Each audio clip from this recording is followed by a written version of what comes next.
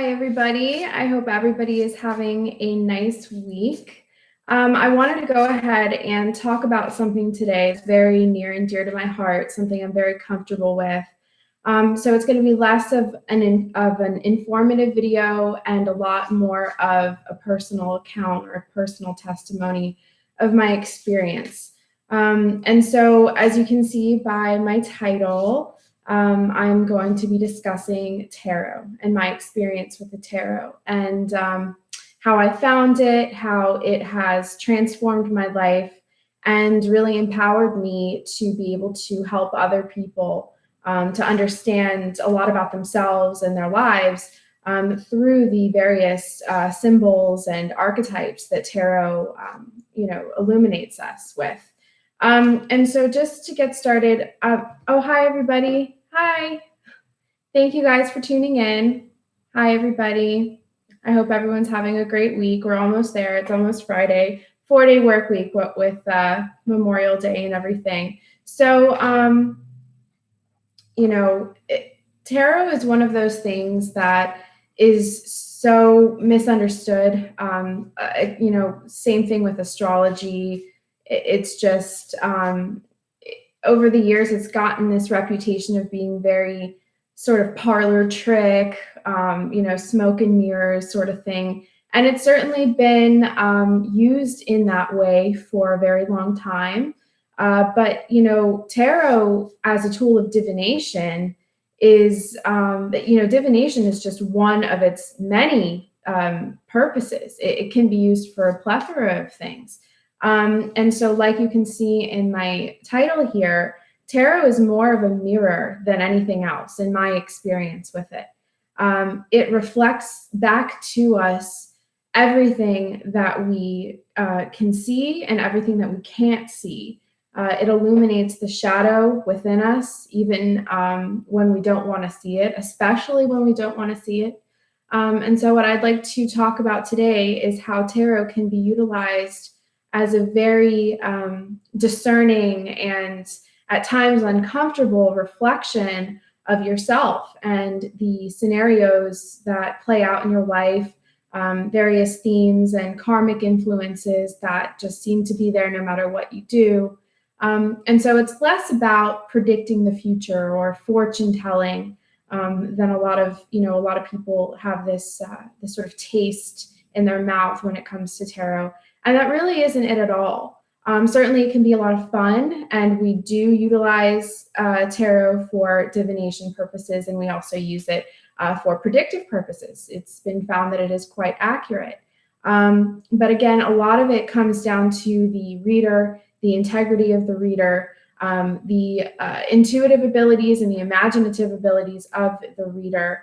And that's really what I think will make a difference between a good reading and a great reading. So you guys know I'm terrible at multitasking, so this is me going through the comments. Hi, everybody. I'm so glad everybody's getting along. Thank you, ladies. We have a lot of ladies in the house. Thank you so much. So, Amy R says, I want to learn how to do tarot so bad. I have some kind of ability, but I want to learn more from someone like you and Heidi. So I certainly love to express my experiences with tarot, and I give my tarot readings, my intuitive readings. But in terms of teaching somebody to read tarot, there are some wonderful resources available to you to be able to do that. Michael Caesarian is one of my absolute favorite just giants on the topic of tarot. Funnily enough, he and I actually kind of had a little bit of a head-to-head about 2 years ago on my Facebook page. I posted some images of the Thoth Tarot deck on my Facebook page, and I did kind of an interactive reading with some of my Facebook friends, where I posted several cards and asked everybody to pick a card and, based on what resonated for them visually. And he chimed in right away, because at the time he had accepted my friend request, and, he was my Facebook friend for a while. He chimed in right away and had all kinds of things to say about my interpretation of the tarot, and also, he questioned my integrity. He questioned my understanding of tarot. And it was rude, and I was rude back to him. We're no longer Facebook friends, and I'm sure the man, would never. Certainly, he would never come on my show, and I don't think he would ever entertain the likes of me because of that interaction that we had. There were several four-letter words involved. But you don't come on my page and criticize me and expect not to get, slapped right back. So, Michael Caesarian, there is nothing that you can say to me that would make me doubt a lot of the work that you've done over the years. That's just the kind of guy that he is. He knows what he is talking about. And so he is still somebody that I reference all the time, and I still listen to his lectures. He's still producing wonderful content. And he also does have a few classes or courses online available to people if they'd like to learn about tarot. So obviously there's no hard feelings there, because I still respect and admire the guy very, very much so. So in any case, he is a wonderful resource. There are many places that you guys can go to learn, the sort of textbook meaning of the cards and the various correlations that the major arcana have with the zodiac and astrology and alchemy and Kabbalah. I mean, it's all very intertwined, and the history of tarot is sort of ridden with various, points of contention where there's disagreements about where it first originated and what it was first used for. I happen to subscribe to the idea that tarot originated in ancient Egypt. And it's very much tied in with the teachings of Thoth, or Hermes Trismegistus. I believe it was the Hellenistic period in Egypt where, the gods were kind of in their heyday, this Greek-Egyptian sort of mashup of, the gods and all of their teachings. It was sort of their heyday. And so a lot of what we have now stems from that, and including the Thoth Tarot, which is the deck that I use, designed by Aleister Crowley and Lady Frida Harris. I know that is controversial, and I myself have personally had kind of I don't want to say a love-hate, but I should say a love-confusion relationship with Aleister Crowley. I can never say that I hated the guy. I didn't know him in the flesh.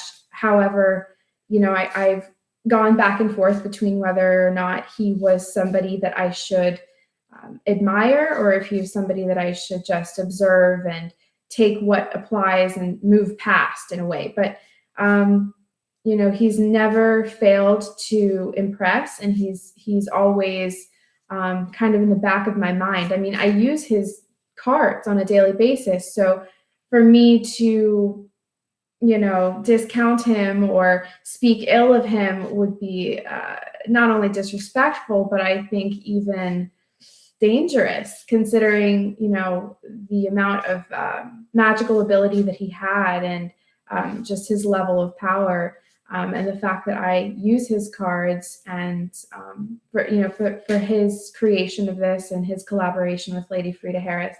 I thank him, and I thank both of them for their contributions. So when it comes to learning tarot, my suggestion would be to design your own way, design your own system. There is no book or website or online course that will teach you the way that time will teach you. You really have to sort of foster a relationship, a very personal relationship with your cards. And there are fabulous meditations that you can do on each of the major arcana. It's suggested that you spend at least 1 week on each of the major arcana, and allow yourself to absorb the many symbols and underlying tones that come with each card. Allow yourself to explore that in meditation, and to kind of embody or otherwise align yourself with that archetype, if only for a temporary period of time, so that you really get an understanding of it, a kind of hands-on, tangible experimentation with each card. This way, when they come up in readings, you're not like, guessing yourself or second guessing anything, or you really get a feel for what these cards mean and how they relate to us and how they manifest in our lives. So again, let me take a second here and look at the comments, because I see a lot of movement. Caesarian, someone says Caesarian sounds like a creep. I can't say that he is a creep. My interaction with him was not positive, but in his defense, he has been doing this for so many years, and he has pioneered so many different front lines that I understand why he would be defensive of tarot, why he would be defensive of these cards in particular, because Caesarian does have a high respect and holds Aleister Crowley in this high esteem. So he would want this subject matter and this particular body of work to be respected and not peddled recklessly. And so in his defense, I can understand how he interpreted it that way. I'm a different reader now than I was even back then. So if my interpretations were rusty or, sort of, second rate, just sort of generic sounding to him, I understand, because he is a veteran of this world, and he still has my admiration and respect.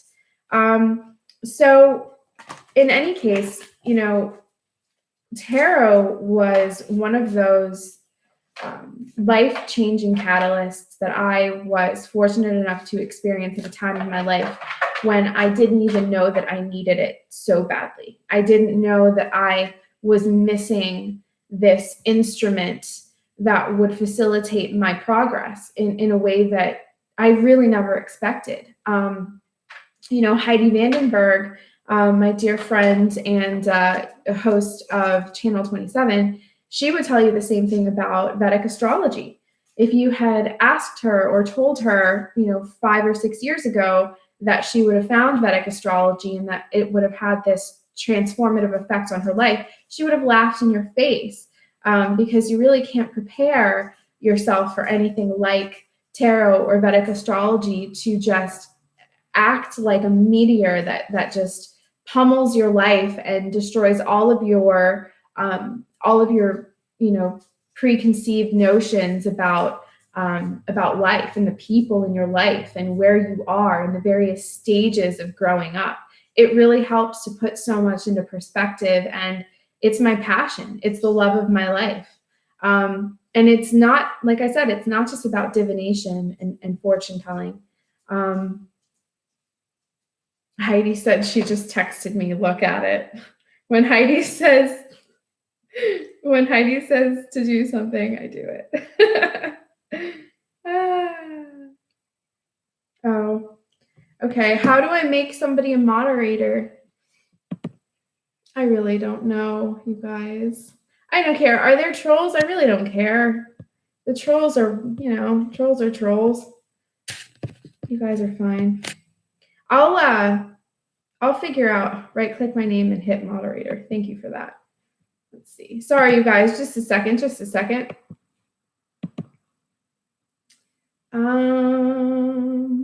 I can't see anything. You guys, I have a terrible confession.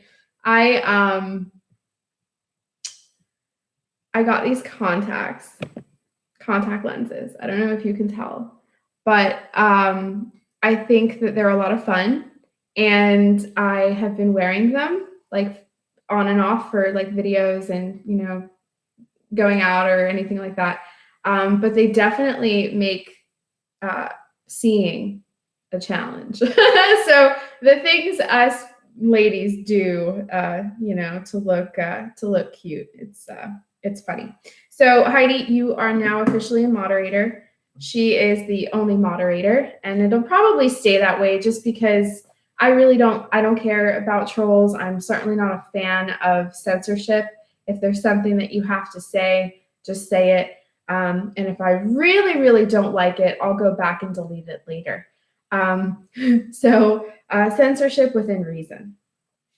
So you guys, I want to talk to you guys also about the difference between giving yourself a tarot reading and getting a reading from somebody else, somebody that is not emotionally invested in your situation at all. Here is a huge mistake, or otherwise an abuse of the art of divination and the genius of tarot. And that is when, and we are all guilty of it, that is when we harass the tarot deck and ask questions that don't warrant clear answers. Whenever you approach the tarot deck with a highly emotionally charged situation, such as an impending divorce, or some kind of a tumultuous relationship, or a health problem, something that you're extremely worried about, children, and even money, finances, these sort of things get us very excited. Tarot will reflect that to you to a T, and it will show you things that you don't want to see. And sometimes this can have this sort of compounding effect where your fear will only amplify. Your anger, your anxiety about the situation will really just start to compound, and it will just get worse and worse. And the readings will eventually just become so bleak because what it is reflecting to you is your unrest, your anxiety, your fear, and your obsession with this topic. It's happened to me a few years ago. I was going through a very tumultuous time with my ex, and we were going through a highly contested custody battle, and it was extremely painful. And it was the number one thought on my mind at all times. Every minute of every day, I was plagued by this epic that I was going through. And I was starting out with tarot at the time. I was still pretty new to it. And I consulted with my cards 5 times a day, 10 times a day. And all that was reflected to me was my fear and everything that I didn't want to happen, and every negative facet of the situation was thrown right back into my face. But when I took time and I had enough, enough self-realization to take a step out of that and look at myself and realize that I was just spinning my own wheels, and really just set the cards down and tried to recenter myself.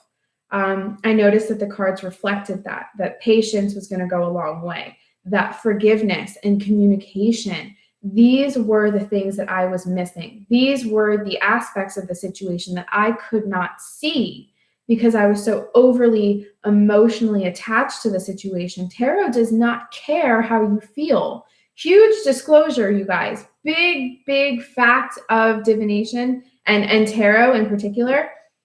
The universe does not care how you feel. It's not going to show you what you want to see. It's just never going to happen. So the sooner we look at tarot readings as being a completely, sort of a third party, this very, very neutral as one can get when acting as a conduit or a vessel for a tarot reading, the more accurate the reading will be. And this is why I vouch for getting tarot readings from reputable, accurate readers, people that read with integrity, people that read from the heart. It's always a good thing when you can get a reading from somebody that genuinely cares and somebody that is not in any way attached to your situation. For example, Heidi and I we get into these modes where it's like, okay, pull me another card, pull another card, pull. We don't do it, we keep each other in check. But because Heidi and I are so close, if I'm reading a situation for her, since I'm emotionally invested in Heidi's emotions, because I care about Heidi and I care about, whatever the situation may be, that also will be reflected. And so we have to be really, really honest with ourselves, painfully honest with ourselves when doing readings, and make sure that we're not in any way too close to the situation where our interpretation could be muddled in any way. So it helps a lot to get a reading from somebody that you don't know. And it also helps me a lot. I prefer to give readings to people that I have no background on. The only thing that I request of clients is a picture, and sometimes that's not even necessary. Sometimes just the voice is enough. But the less that you know about a situation, or the less investment that you have into it, the more accurate the reading is, because the more neutral that you are. And certainly, like I said, tarot doesn't care about your feelings, neither does astrology. It just is what it is. As human beings, we love to personify. We love to assign labels like good and bad, and right and wrong, and light and dark. We really shine a spotlight on these qualities that are supposed to be really good, and these qualities that are supposed to be really bad. When really the tarot is actually it is just it's a book. Tarot is one of the oldest, most beautifully compiled texts, and we've talked about this before, where the symbolism encoded within tarot, just beholding it, just looking at it, and contemplating it, and taking it, just looking at it, and allowing yourself to explore the colors and the visuals, and just allow your mind to get bigger. You're really experiencing a kind of it's truly a meditative process, and it opens all of these doors in your brain that before that may have remained locked. And that is where the path takes us from the major arcana, from the Fool all the way to completion, which is the world, also known as the universe.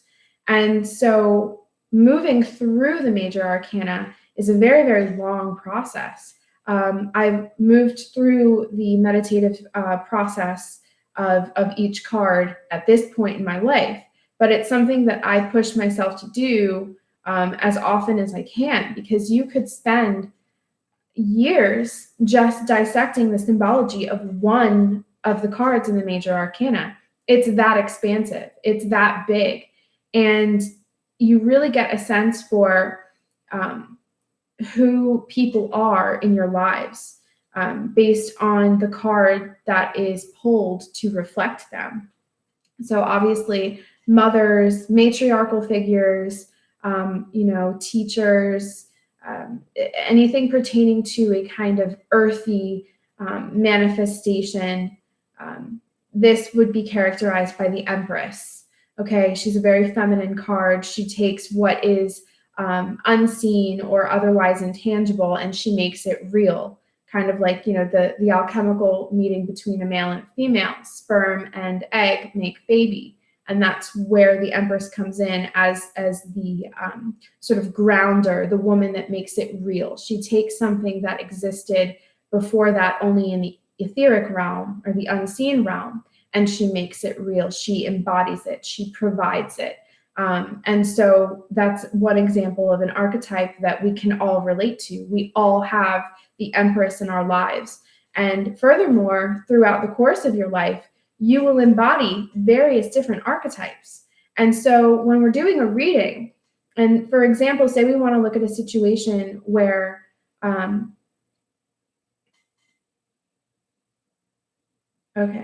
abundance of knowledge planned for next month. Get ready.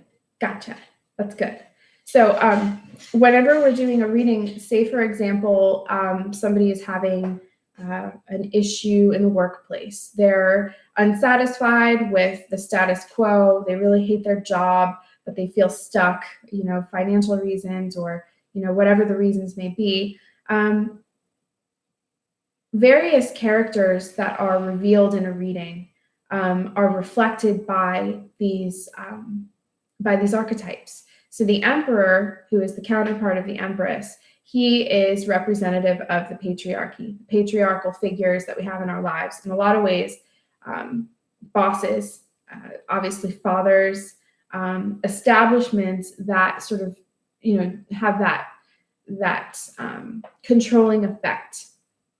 They're central to our lives. It's the structure. It is the backbone, the spinal column from which everything else, that everything else needs to stay up and to stay functioning and working. And so, we can tell a lot about ourselves when the Emperor comes up in a position to let us know how we need to be. For example, I'm certainly not the Emperor in my life, but when the Emperor is pulled in a position, when the position is designated to reflect to me what I need to do or where I need to step up or what mentality I could personally adopt to get better in some way, this would be an invitation to become a lot more proactive and perhaps even to embrace my more masculine traits.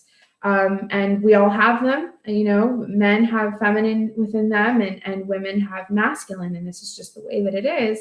But for example, if there was a time in my life where I was being too soft or too watery, complacent, or otherwise just not following through, not making things tangible, the Emperor will come up as a means to show me where I need to be more structured, where I need to be more proactive, more intense, a lot more assertive. And so this is just an example of how archetypes show up in the cards to help us. It's very much like therapy. A lot of people have this idea that it's and they discount tarot because they have this incorrect idea about it, that it's a parlor trick, or that we have crystal balls and scarves and we this sort of mumbo jumbo, and that's not the case at all. It is a tool of reflection, and it changed my entire life. And I can tell you how I first came into tarot had a lot to do with a time in my life where I was so dehydrated for spiritual, I don't know how else to put it, but like just the waters of truth. My body was hurting, my heart, my mind.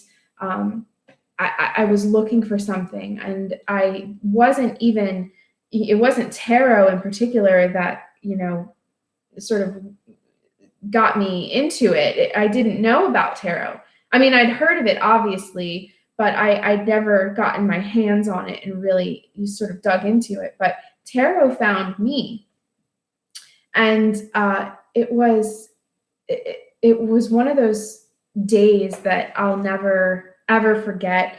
My husband and I were driving across the country in Washington State. And I don't know if anybody is from Washington or has been to Washington State, but one state can encompass the vast geographic, topographic differences. It goes from Pacific coastline to desert to high desert to to tropical rainforest. It's really very beautiful, and sort of, I think it had a lot to do with the timing. It had a lot to do with the fact that my husband and I drove for over 8 hours through this wild, rugged country.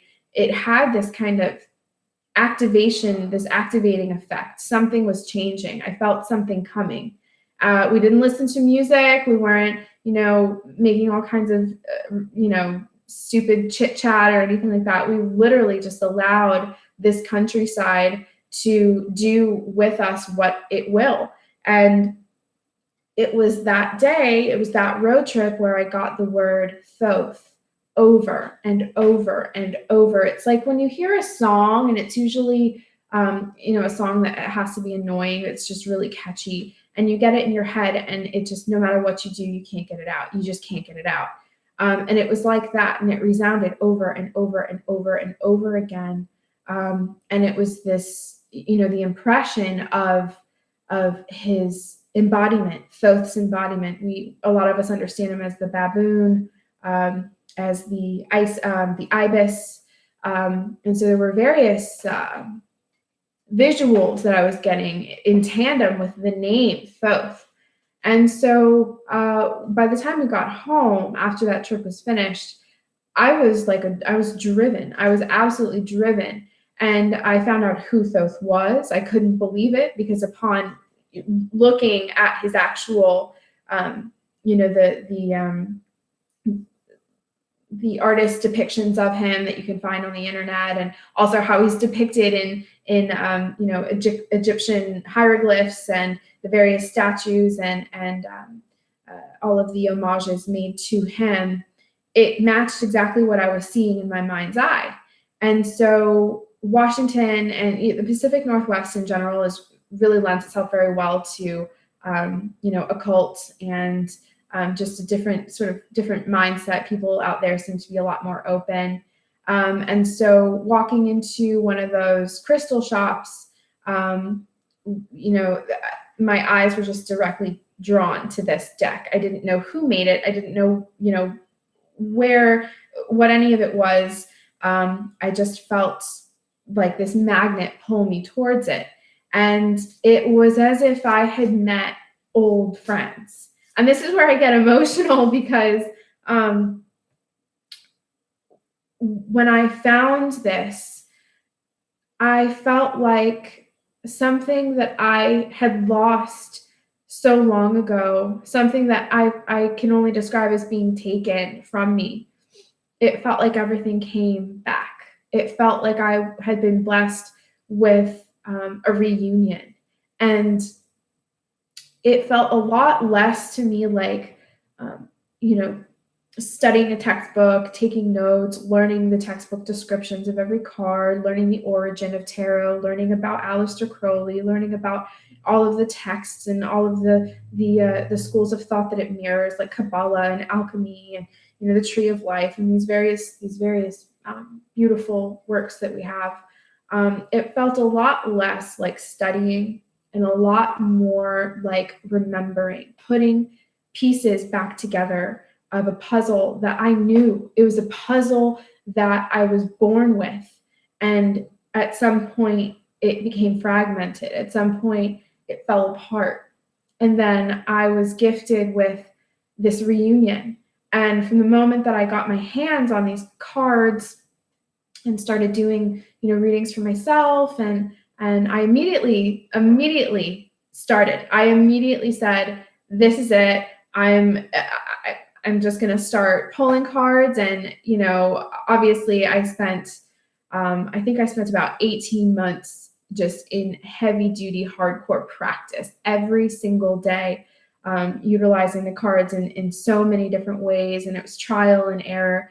But the moment I came into contact with them, it was this catalyst effect. It felt like alchemy. And my life has forever been changed from that. I found that my intuitive abilities, as well as my ability to interpret mind's eye impressions from people, like, for example, an example of that would be you meet somebody for the first time, you shake their hand, and all at once you are inundated with images and thoughts and names and all kinds of, grainy, seedy imagery that you don't even bother to put together. You just get it. I'm not saying that everybody experiences that, but I've always experienced that. And when I came into the possession of tarot, I was able to start organizing these thoughts. I was able to start decoding these thoughts. It allowed me a kind of dictionary of sorts of symbols and archetypes that allowed me to define and pin down the impressions that I was getting from people. So this allowed me to move into doing psychic readings, and to doing it in a way that I never expected I would be doing it in the capacity that I'm doing it now. And this is what I tell people, is that you don't have to do psychic readings professionally to be a good psychic reader. That's just a choice that I've made for myself. But, everybody has room to expand on their already inherent intuitive abilities. And tarot will absolutely help you to do that by allowing you to organize your thoughts and allowing you to make sense of various symbols. All of the symbols in tarot have correlations with systems in the body and the emotional body, in the exact same way that astrology has its mirror in the body and in the life and in karma. And so obviously tarot and astrology go hand in hand. You cannot have one without the other. And this is part of the reason why Heidi and I work so well together, and why our readings always match up. I mean, I can't tell you how many times it's happened where as it would just happen. I don't know if it's fate. I don't know what it is. I do believe in synchronicity, so we'll call it that, where we'll have a client and he or she will say, oh, I just had a reading with Heidi last week and she said the exact same thing. And obviously, and I can tell you guys, Heidi and I do not ever talk about clients with each other. Everything that is said in a reading is 100% confidential. So we certainly don't compare notes or share information or anything ridiculous like that. But whenever that happens, now, whenever I end up talking to Heidi again, I let her know, it's happening again. Everybody says the same thing, is that the astrology and the tarot will both reflect, if they're done by readers that are neutral, they will mirror each other, because that's just the way that it is. And it really does depend on your neutrality, on your ability to detach from the subject matter, in a way that just makes you this kind of vessel, a kind of conduit, where there's not a specific answer that you're looking for. You can't look for what you want to see in tarot. Okay. And that's why it's so difficult to give yourself a reading on an emotional subject, because you have all of these ideas about what you want to see, what you think is going on. And so that's why it's so useful to get readings from other people, people that you trust. So let's see what's going on in the comments here. Oh man, what's going on? Is there a problem in the chat? I'm like,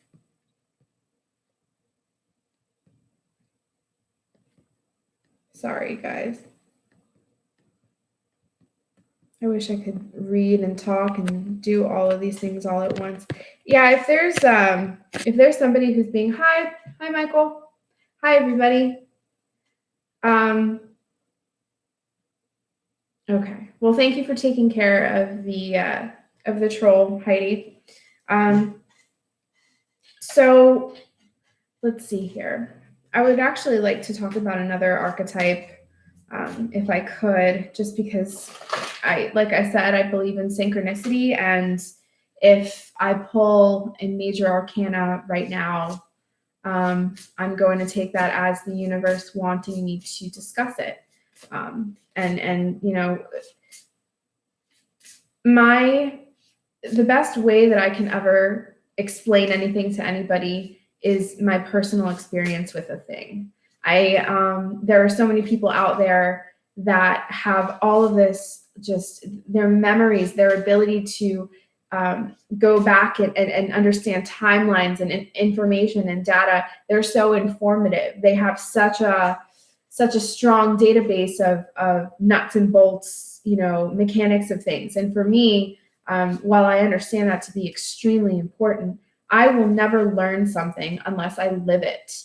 I will never fully be able to integrate a concept or an idea until I have had some kind of a first-hand account of it. That's just the way that I learn. That's just the way that I've always been. So, my experience, there's nothing that I know better than my own experience of anything. I'm never going to sit here and teach you guys anything. Nothing, because I don't know anything good enough to teach it. I'm a student. I'm learning this myself. But I have found that by expressing my experience and sort of documenting how things are going as they're going, that I think it can only be beneficial. I don't see anything wrong with it. I'm certainly not trying to school anybody on anything. All I know is that tarot works. Tarot is effective, as is astrology. It is extremely effective. It shows you the why. It shows you the why, and it is necessary to have a little bit of faith. That's kind of like a dirty word, but it's necessary to at least, even if it's temporary, to at least entertain the possibility of a higher intelligence, a divine source of infinite energy. You can call that God, you can call that love, you can call that whatever you'd like to call it, but it helps a great deal to sort of put things in that perspective. It certainly helps to organize things and make sense of things. So I am going to pull here. Hopefully, I'll just keep pulling cards until I get a major arcana. So that'll be the first one. Okay. So it took me 3 cards. I actually had the Queen and the Knight of Wands. They're my fire couple. They are they would be a fantastic husband and wife, boyfriend, girlfriend dynamic, very fiery, very driven. But anyways, after that we have the Hanged Man. Now the Hanged Man, it's actually kind of a striking image. We have a man who is nailed to several objects here. He is hanging upside down, and he is naked, he is suspended, and he is completely out of control of his own physical body. And the Hanged Man does reflect times in our lives when we are sort of suspended in that cloudy area. This is a card of self-sacrifice. This is a card of inaction. So, for example, if this card was to come up and I was doing a reading for, somebody who is in between jobs or in between relationships or at an impasse in their relationship, as you guys can tell, I do a lot of relationship readings. Relationships are so central to our lives. They are everything. They are everything. Everybody, every single person that I know has their emotional energy invested in some way or another into another human being. And relationships are sort of the pinnacle of the human experience, in my opinion, because it really comes down to the way we treat other people and what we learn from other people. This is how we progress. There's actually a beautiful quote from a novel called Cloud Atlas. It was adapted into a film, and I hope I get it right, and I don't even have the author. It's terrible, but he says, "Our lives are not our own. From womb to tomb, we are bound to others, past and present. And with every kindness and every sin, we birth our future." And this profound quote from this extremely, it's such a confusing, it's really not confusing. It's just so interwoven. It's so ornate in its characters and its storyline. This quote was so profound to me, and it really shaped my understanding of our interpersonal relationships, where there is no escaping a karmic relationship. You can temporarily avoid a relationship. You can put something on hold for several lifetimes, actually. You can duck and bob and weave some kind of karmic relationship for a very, very long time. But we will never reach that point that we're all barreling towards, this idea of perfection or attainment, until we finish all of this business that we have with these various souls that we are connected to. A lot of people call them soul tribes. I do use that term for lack of a better term. In conversation, I do use it. I don't particularly love it, but my understanding of it is somewhat that the people that we share our lives with, our mothers, our fathers, husbands, wives, children, brothers, sisters, friends, these people that shape us, these people that affect us, whether it be in a very positive way, a very negative way, and everything in between. These cords that connect us, which we're connected through the heart, they change us. They change us forever.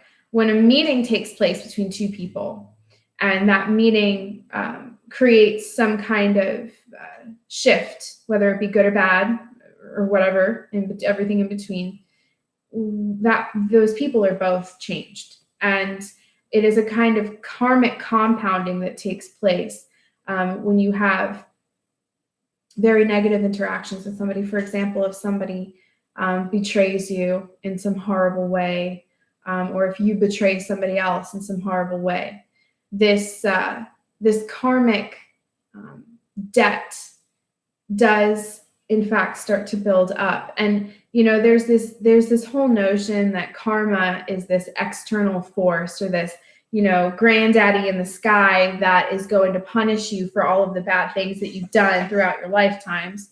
This idea of justice will be served, and don't do that, God's watching, and you'll pay for that someday. If you don't pay for it in this lifetime, you'll pay for it in the next lifetime. I don't subscribe to the idea of an external source of justice. I subscribe wholeheartedly to the idea that we are the creators of our karma. And this comes down to choices. This comes down to free will. This comes down to being quick on our feet, to thinking things through, and also to the understanding that we are the manifestors of our reality, of our karma. And so while there are so many relationships that we can't avoid finishing, we can't avoid facing down, some of these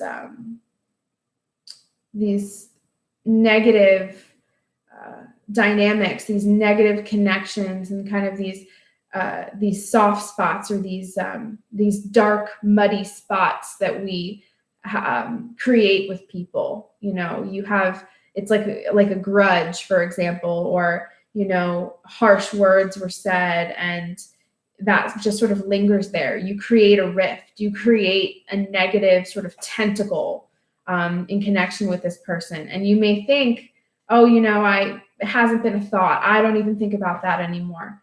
Well, how do you know that they don't? And certainly you do think about it.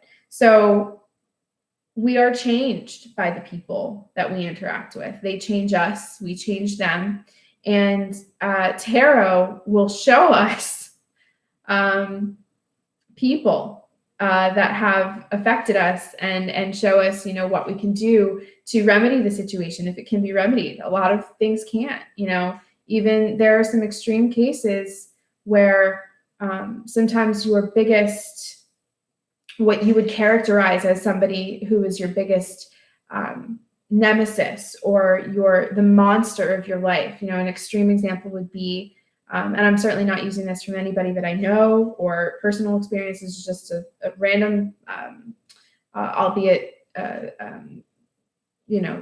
relevant example, would be a young girl who grew up to be a woman, but she was, horribly abused by somebody that she trusted. and say she never got an apology or she never got closure, and say she was tormented by this for so many years.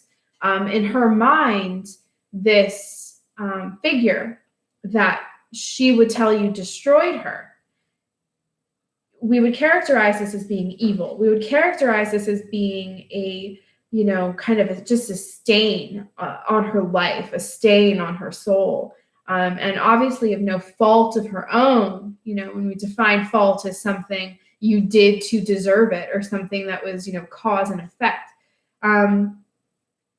Unfortunately, and I shouldn't say unfortunately, but it's my understanding that even the most extreme, even the most tragic of interactions, these dynamics that a lot of us have to experience, even these are part of the human experience. And in some way, this monster that this imaginary woman would characterize as being the torment of her life, the man or woman that destroyed her life, think about what an impact that person has had on her, and perhaps in all of the ways that it made her stronger, smarter. It could have in some ways made her a better mother, a better partner. Certainly, that sort of thing has all kinds of terrible effects, and in so many ways, and so many times, the cycle of abuse is perpetuated.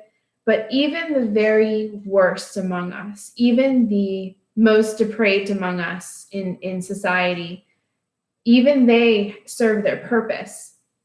Even the darkest and most wicked of archetypes serve their purpose. Because I do believe that throughout the course of our incarnations here, we have all had our chance to be the wicked witch. We've all had the chance to be, the virginal, the embodiment of purity, and we've been everything in between. So what these people do in our lives, these relationships that, whether they be love stories for the ages, or people that destroy us and leave us feeling broken and empty, everybody serves their purpose, and everybody will experience various archetypes throughout the course of their life. And tarot does a really, in the most beautiful way, shows us, where these archetypes are standing, and how we can work with them and how we can improve. So, does anybody have any questions or anything they want to talk about? I think I was talking about the hanged man, but kind of the textbook definition of the hanged man, he will come up when there is some kind of indecision. Sometimes this card comes up in situations where the person has decided to completely surrender themselves, surrender their power or their emotions to something else. For example, and I really am just using examples here. None of this is experience, and none of this is, anything that I've dealt with firsthand. But for example, somebody who is caring for somebody that is very, very sick, and they have dedicated their time and their money and their energy to caring for this person.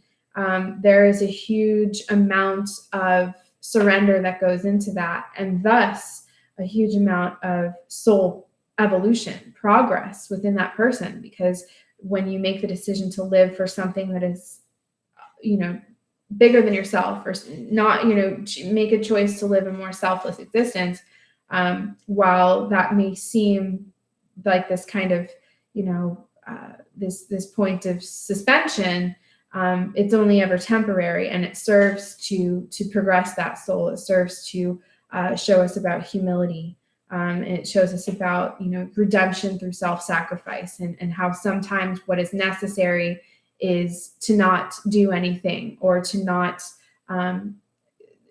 make it about you and what you want, what you think you need, and all of this stuff. Sometimes letting go, and I think as the saying goes, let go and let God. That is one of those key phrases that I would use for the Hanged Man. Let me see if I can take a look here and see if anybody has anything they'd like to say.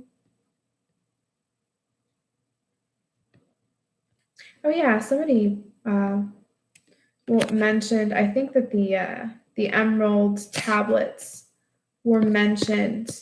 There are so many translations available of the emerald tablets, and I have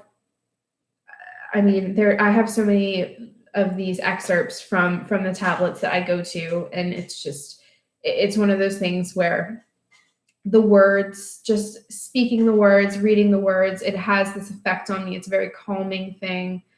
Makes me feel less alone. It makes me feel comfortable. It makes me, it just sort of puts things into perspective for me.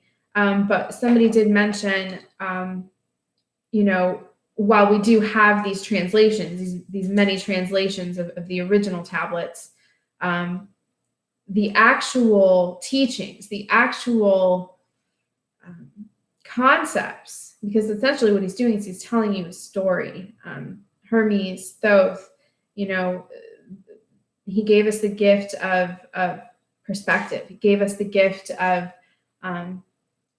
organization of the thought. It's really quite fascinating when you think that, what the human body is actually doing here is, I have a thought.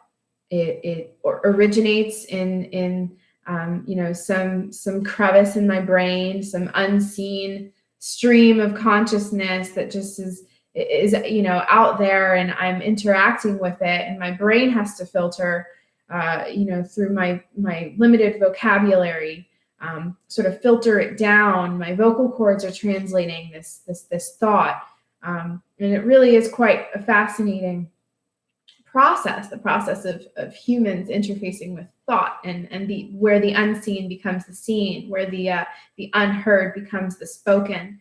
And so, there's this beautiful notion that the teachings and the story of the Emerald Tablets is something that can only truly be absorbed in the astral realm, or the unseen realm. So while we can read these texts and go over them and recite them and understand the ins and outs of the the etymology, and this word means that, and this translation is better than this one, and all that stuff. What it really comes down to, again, is understanding it through experience. And there's also this notion that you can only reach, that the actual texts, well, I shouldn't say the actual text, but the actual data can only be come to if you get to a certain realm, a certain internal sort of meditative place. And when I say place, I don't mean an actual physical location. It's more of a state of consciousness.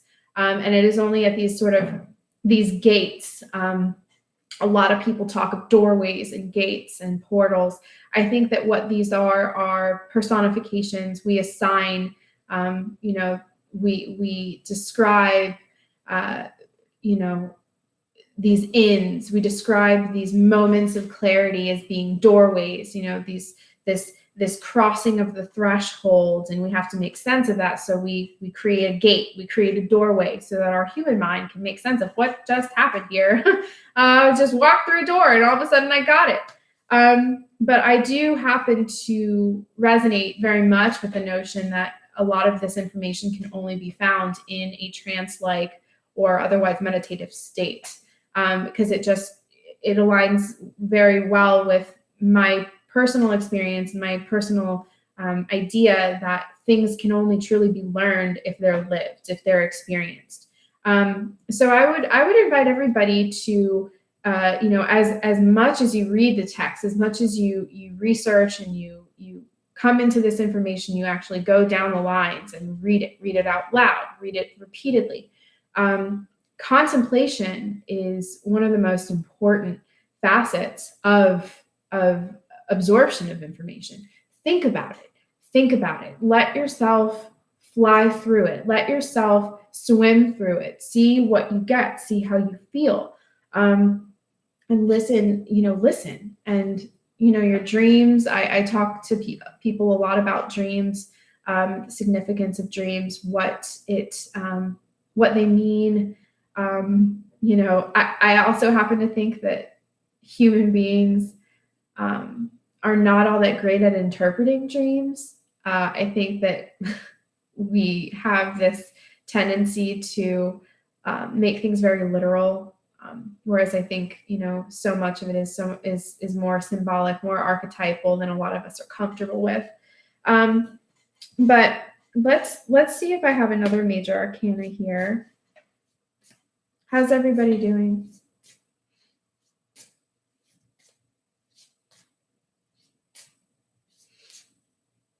Oh yeah. I can't see anything. You guys, I'm blind.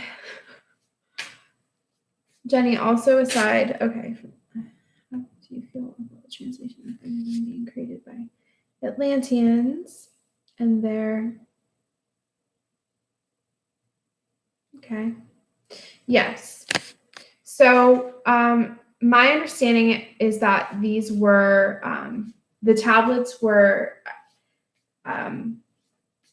they were, so it really does, it came from Egypt, the Hellenistic period. And there are all of these different, like I said, there are all of these different translations of it. And there is some contention in those communities as to, whose translation is the best and which one came first. I really think that originally this information, the tablets and the context of it was meant to be kept a secret.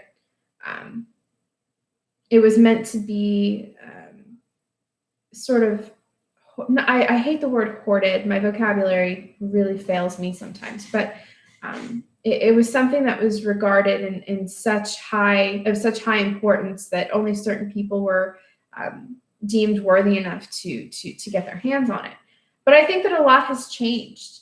And I think that now is a wonderful period in history for people to come back to this information. And even if it's not something that you end up accepting as your dogma, or as, you could read it as a story. It's an entertaining story. Like a lot of people feel that way about the Bible. You don't have to suddenly adopt and, accept this as being the whole truth and all fact. It's just more information. It's something for you to chew on. And for me, Thoth and that archetype, I feel like he's never left me. I feel like he's been there from the start. And then when I was ready, he knocked on my door and came back. And I get emotional when I talk about it because, this is so lame. I get emotional when I talk about Thoth because I felt for so long like there was no source for me. There was no text, no dogma, no organized religion, no new age bullshit, nothing. There was nothing for a girl like me. There was nothing that I could chew on and digest and feel satisfied or feel satiated in any way. And then when Thoth introduced himself to me again, I should say reintroduced himself, it felt as if I had just been given the biggest hug, just this kind of divine embrace. And it felt as if the universe said, you've come so far and you've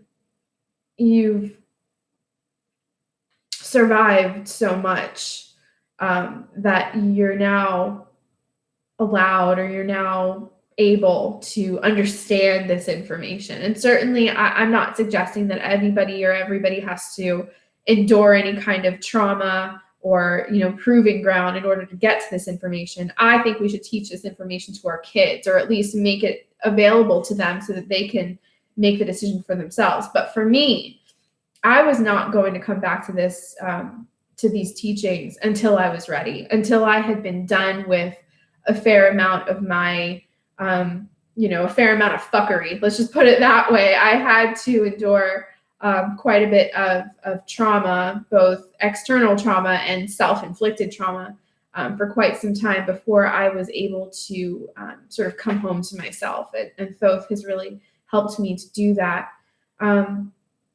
So I really want to thank you guys for all of your support here. And, I'm not suggesting that anybody, do what I did or go down the same path, or even that that you can consider this all as fact. This is just my personal experience here. And lots of people have their schools of thought that they adopt as their very own.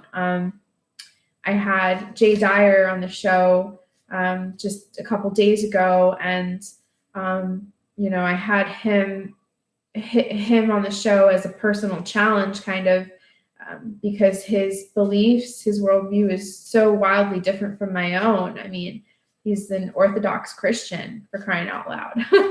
I mean, his people would have burned me and my people back in the day, and burned us as witches, burned us as heretics, but certainly we've moved past that, and we're all able to have adult conversations.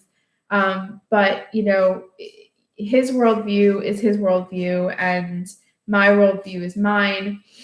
And just listening to his arguments, he makes great ones, but that's still his truth, and I have my truth, and that's okay. So let's go ahead and pull another major arcana. Yeah, Michael, I would agree with you. They only burned witches to kill a bloodline. I happen to believe that. I actually get extremely emotional whenever there's like a show or a movie and they depict witches being burned. I mean, I have to get up and leave, because I'll just start crying uncontrollably. I get angry. I get extremely mad, chills all over my body. And for me, it just brings up all of this stuff about, persecution for being different, for asking questions, for reading books you weren't allowed to read, for, I don't know why I'm so emotional. This is ridiculous. But, the millions of men and women and children that were burned over the years because of their beliefs, they were healers. They could take you out into their forests and show you all of the plants that had all of these healing properties. That was deemed witchcraft by the church, and a lot of these teachings, a lot of their knowledge was lost, and out of fear, out of nothing but pure fear of a God that they believe is vengeful, a God that they believe wants things done a certain way. And for me, I reject that. I reject that now, and I always have. And I think often of the millions of lives that were lost, the pain. Cliff High has spoken about the actual transition from life to death through the portal of fire, meaning when a person is burned alive in that way, burned at the stake, if you will, a kind of shock. The soul itself goes into a kind of shock. And there is a possibility, should I say, even the intention of these persecutors, of the people that murdered all of these people accused of being witches. Their strategy was to create this sense of shock within this soul, within this powerful soul that they called witch, so that soul would get stuck, and that they would then have that person's soul through that very traumatizing, agonizing transition. They're not ready to die. They're angry. Their families could be next. So all of this fear and anger and rage, it is so challenging to the soul. It goes so against natural order that the soul is then stuck in this kind of limbo. And the way that he explained it, and it really resonated for me, was that this was actually a strategy employed by the controllers, by the church, so that they could be rid of their enemies for a long, long, long time. So as the story goes, as their belief goes, is that if they could keep a powerful soul, such as a witch, locked in a state of limbo for many, many, many years, I'm talking 400 or 500 Earth years, that they would actually, the church would then ensure their own descendants. They would ensure an easier rise to power, an easier reign of power for their own descendants, if they could make sure that all of the witches and all of the brilliant minds and all of the movers and shakers would not incarnate into another earth body for 400 or 500 years later. So the irony of all of this and the hypocrisy of all of this is that these people were burned at the stake by people that knew that they were a threat. And they knew that they were a threat because they were lying about the truth of the matter. They were lying. Their dogmas were lies, and they knew it. And they were scared to death of these renegades, of these people that were healers, and they could create, they could manifest, they could change things. They were in touch with the earth. They were in touch with the stars, and this sort of thing is genetic. So they feared these gifts being passed down from one generation to the next. So they create this trauma in this soul to where that soul gets stuck. And this is what you do with your enemies, right? Is when they're down, you keep them down. And so when you kill them, you make sure they're dead and that they stay locked in limbo for many, many, many, many years, so that your children and your children's children and their children do not have to contend with the second coming or with the incarnation of that soul again. That's how they guaranteed reign. And so that was a really interesting concept described by Cliff High, and even listening to him say it, I cried. I cry and I cry and I cry. I'm a very emotional person. I don't know if you can tell. And today I'm exceptionally emotional. Not usually this teary-eyed and weepy, but I don't know. Maybe it's something in the air. But in any case, I keep getting sidetracked. This is how I do. So let's get another card here. I am going to wrap it up soon because I'm going on an hour and 15 minutes. So we'll do one more card. Thank you guys so much for tuning in. Really, really appreciate it. It makes me happy.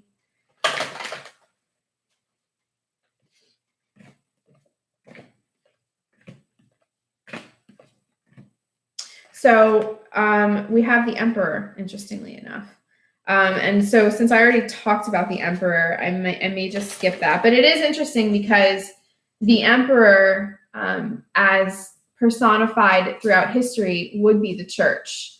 The rules, the structure, law, order, and on the very negative side of the Emperor, we have,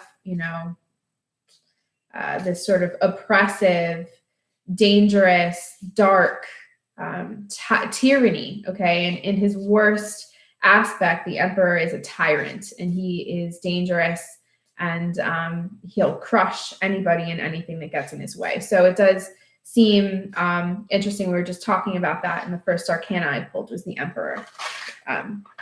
So let's see here.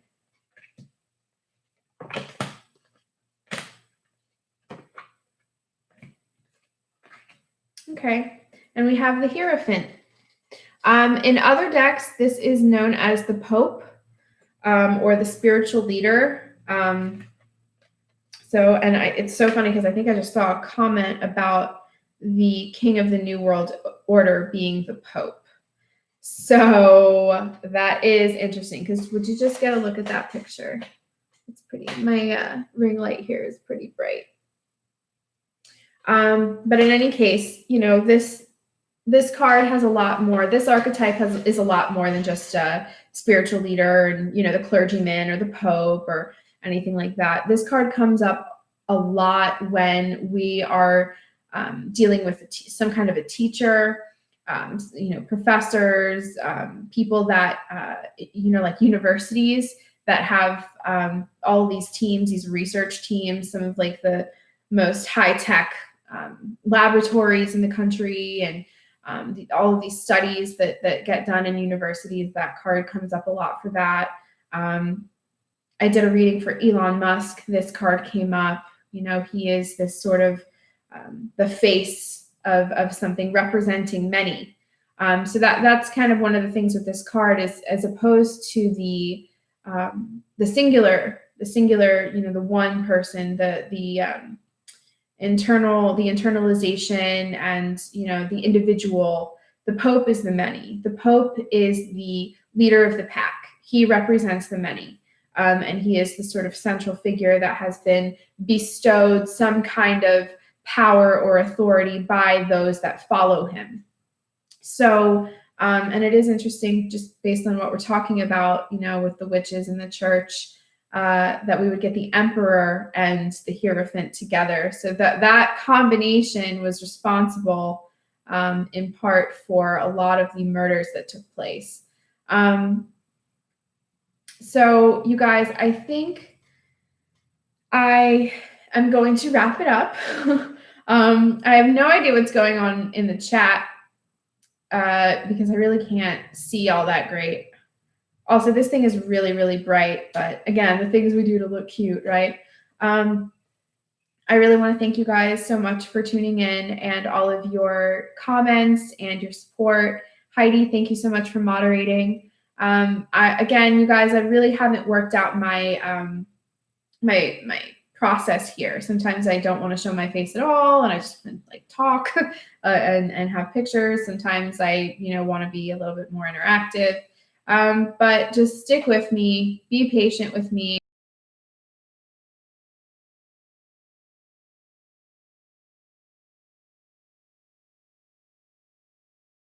So thanks so much. I hope you guys enjoy the rest of your week, and I will see you later.